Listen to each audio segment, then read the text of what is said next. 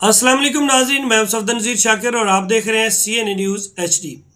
आपसे कुछ देर पहले थाना रुड़ाला रोड की हदूद चक नंबर 277 गाबे में एक मुबैना पुलिस मुकाबला हुआ। पुलिस मुकाबले में 3 सगे भाई सलीम, अखलाक और मुदस्सर वालिद अब्दुल गफूर जहाँ भाग हो गए हैं।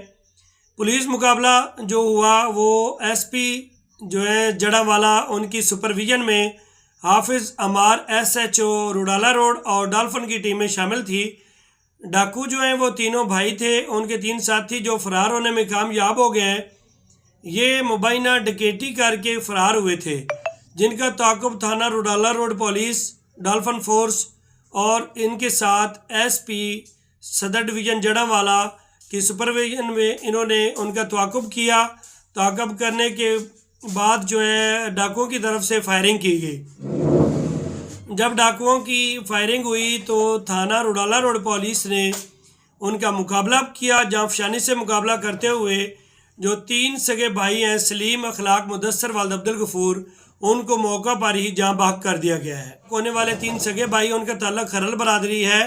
बुढ़े के खरल जो जिनको जाना जाता है बुढ़े के खरल से वो मशहूर है।